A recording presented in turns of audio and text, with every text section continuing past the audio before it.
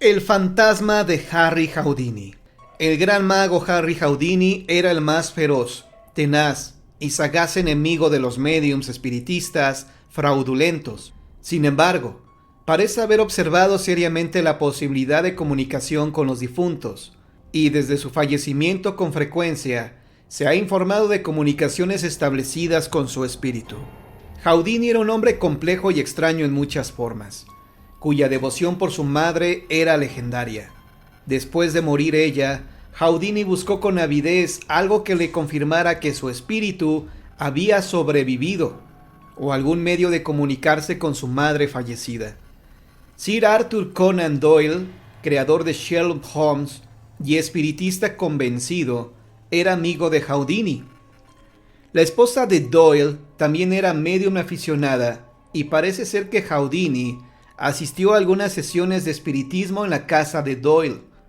Durante una de estas sesiones, Houdini supuestamente recibió un mensaje de su madre. Sin embargo, el mensaje estaba escrito en inglés.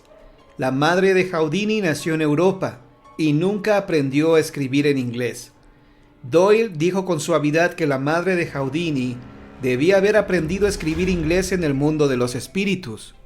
El comentario despertó la cólera del mago, quien lo consideró como un insulto a la memoria de su madre, y nunca más le dirigió la palabra a Doyle. Houdini estaba disgustado por las actividades que vio en otras sesiones espiritistas, y esto lo convirtió en un cruzado que recorrió los caminos para exponer a los médiums falsos.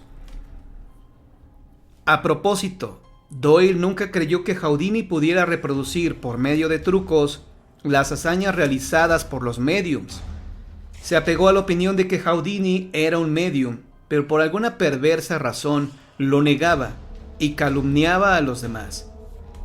Cualquiera que haya sido la motivación original de Houdini, usó sus actividades antiespiritistas en beneficio personal. Donde antes aparecía en el escenario para realizar trucos y actos de escapismo, ahora se presentaba para decir discursos y dar demostraciones en contra del espiritismo. También escribió libros y artículos sobre la materia. El antiespiritismo se convirtió en parte de su acto. Desde luego, pronto fue considerado como el enemigo número uno del espiritismo. Muchos médiums predijeron su inminente destrucción y fallecimiento. De hecho, Houdini falleció de lo más inesperado el 31 de octubre de 1926.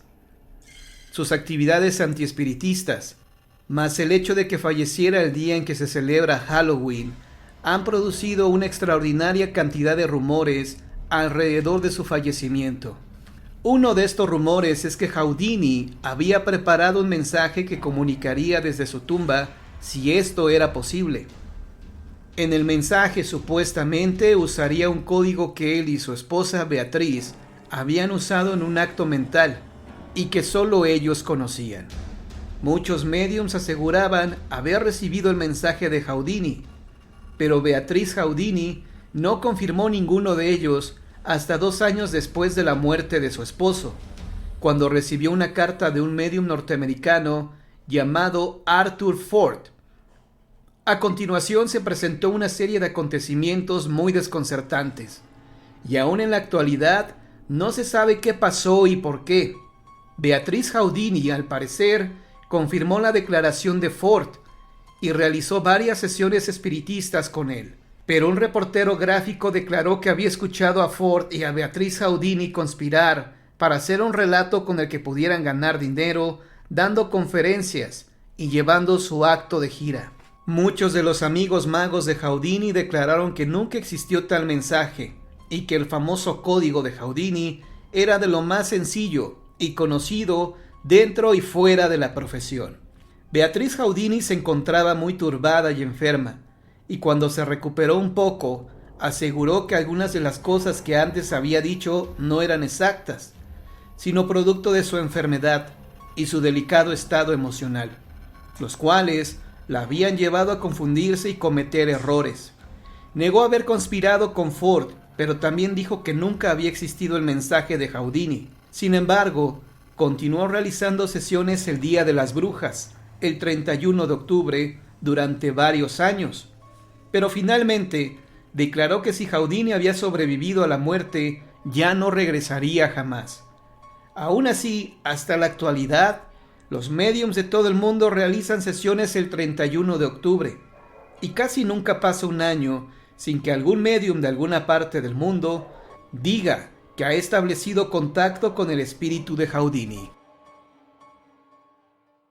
El auto de la fatalidad.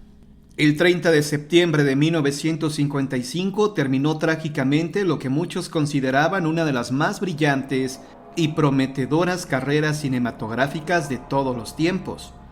En un accidente automovilístico, el actor James Dean, de 24 años de edad, perdió la vida. James viajaba de Los Ángeles a Salinas, California, con el propósito de estrenar su nuevo Porsche Spyder plateado en una carrera de autos.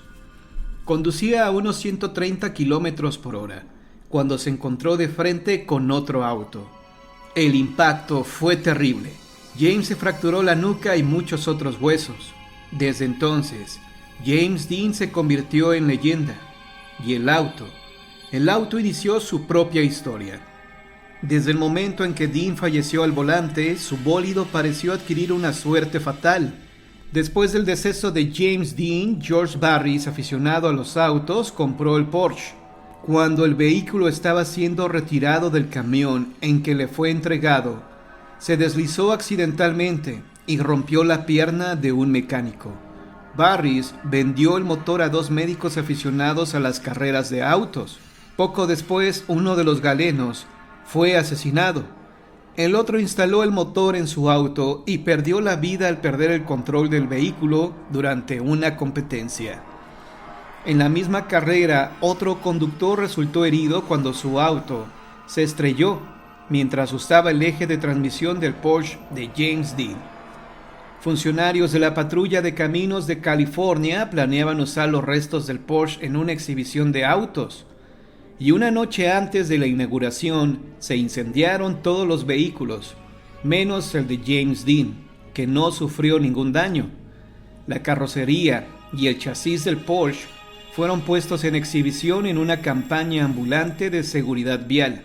En Sacramento, California, el auto cayó de su soporte y le rompió la cadera a un joven que lo observaba. Después, el auto fue llevado al siguiente punto de exhibición a bordo de un camión, el cual fue golpeado en la parte de atrás por otro vehículo. El conductor del auto que dio el golpe salió volando y perdió la vida al golpearse con el famoso Porsche. Otro corredor de autos casi pierde la vida al usar 2 neumáticos del auto de Dean. Misteriosamente, los neumáticos se reventaron al mismo tiempo. Después de una inspección minuciosa, no se encontró defecto alguno en ellos. Mientras tanto, continuaban los problemas en la exhibición ambulante. En Oregon, el camión que trasladaba el auto se estrelló contra una tienda.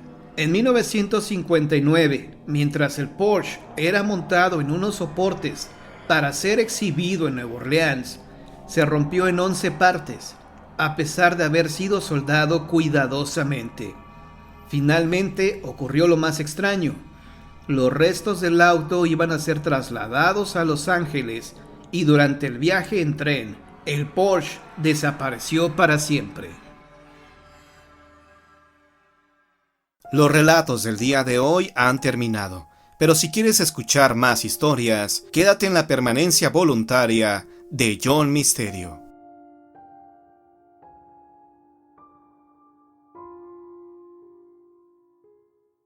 La viuda misteriosa. Mi abuelo en sus años de juventud pasó por una experiencia muy extraña. Esto sucedió en la década de los años 60, en la India rural. Mi abuelo vivía en un pequeño pueblo. Era una casa hecha de barro y ladrillos. Al otro lado se encontraba un cuarto que perteneció cerrado por mucho tiempo. Cuenta que en ese tiempo vivía una viuda. Ella nunca interactuaba con nadie del pueblo a causa de su problema. Ella era susceptible a la posesión. En ese lugar había una creencia muy rara. Si una persona nacía bajo el signo Sagitario, era más propensa a las interacciones sobrenaturales. Esta pobre mujer era uno de ellos. Cada noche esta mujer era poseída y sus gritos se escuchaban por toda la casa. En realidad, nadie sabía lo que estaba sucediendo en el interior. Una noche, los gritos llegaron a ser tan fuertes que rápidamente mi abuelo se despertó y logró escuchar voces que no eran de la mujer, junto con rasguños y chillidos agudos.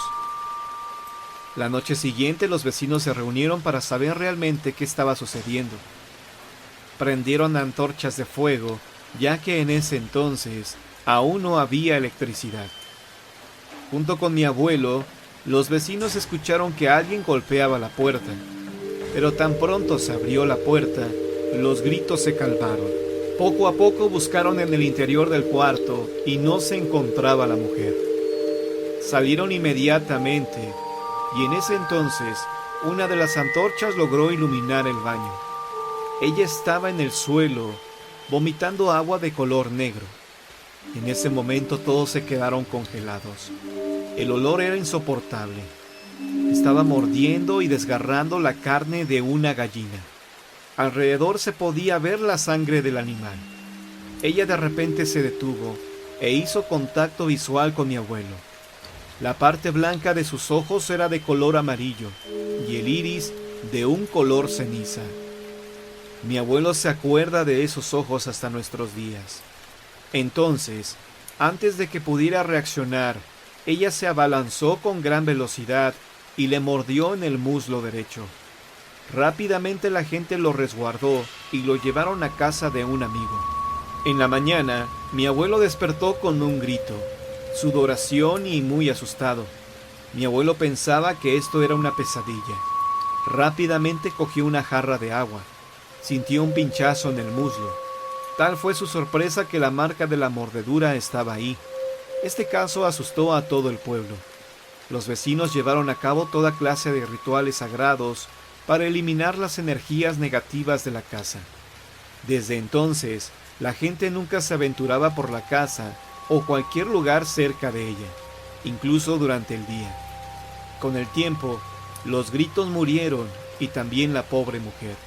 Las autoridades retiraron el cuerpo mutilado de la viuda. La casa fue demolida y quemada con la ayuda de algunos vecinos. Hasta la fecha, nadie supo por qué falleció de esta manera. Mi abuelo todavía se estremece cuando recuerda esa terrorífica mirada.